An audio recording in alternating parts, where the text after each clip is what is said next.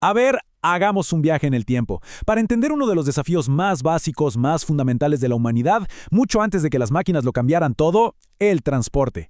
O sea, olvidémonos de los motores, del asfalto, pensemos en un mundo donde mover cualquier cosa de un lugar a otro era toda una proeza. Pues todo se reduce a esta pregunta. Esta cuestión, tan simple pero tan poderosa, fue lo que impulsó la innovación durante miles y miles de años. Es un problema de física, de ingenio y sobre todo de pura necesidad, uno que definió el crecimiento de las civilizaciones. Bueno, en los próximos minutos vamos a desglosar este gran desafío. Empezaremos por entender el problema físico de fondo, para luego explorar las soluciones tan ingeniosas que se inventaron, tanto tecnológicas como biológicas. Incluso nos vamos a desviar un poquito para resolver un misterio bastante curioso que tiene que ver con las cebras. Y ya al final vamos a conectar todos los puntos para ver el increíble impacto que todo esto tuvo en la sociedad. Ok, entremos en materia. Para empezar, hay que entender el transporte en su forma más básica. Y no se trata solo de caminos y de vehículos. En el fondo, es una batalla constante contra las fuerzas de la naturaleza. Así de simple. Para mover cualquier objeto, se necesita aplicar energía para vencer a esa fuerza invisible que siempre se opone, la fricción. Al principio, la única fuente de energía era el músculo humano, y la fricción del suelo era un obstáculo tremendo. Toda la historia que sigue, cada invento, es sobre cómo mejorar esta ecuación tan fundamental. Entonces, ¿cuál fue el primer paso lógico? Pues, atacar al enemigo principal, la fricción. Las primeras grandes innovaciones no se enfocaron en generar más fuerza, sino en hacer que se necesitara menos fuerza para empezar.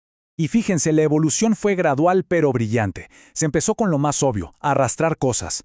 Esto generaba una fricción enorme y era increíblemente ineficiente. Luego, a alguien se le ocurrió la genial idea de poner troncos debajo, lo que transformó ese pesado rozamiento de arrastre en un deslizamiento mucho más suave. El trineo fue una solución fantástica para superficies como la nieve o la arena. Y finalmente llegó la invención que de verdad lo cambiaría todo: la rueda, que concentraba toda la fricción en un pequeño eje.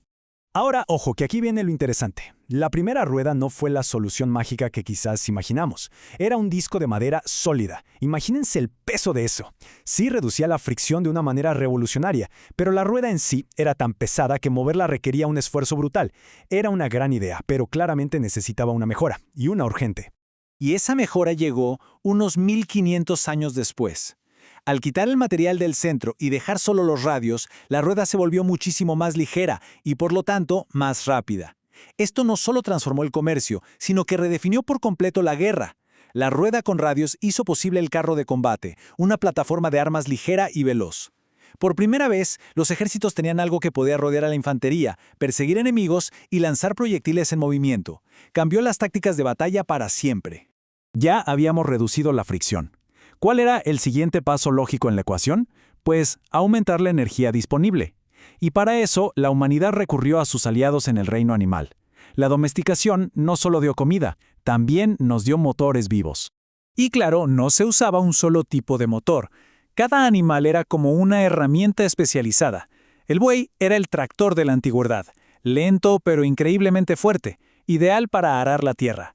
El caballo era el auto deportivo, rápido y ágil. El burro y la llama eran los vehículos todoterreno, perfectos para la montaña. ¿Y el camello? Bueno, el camello era el rey indiscutible del desierto. Aquí es donde la historia se pone curiosa.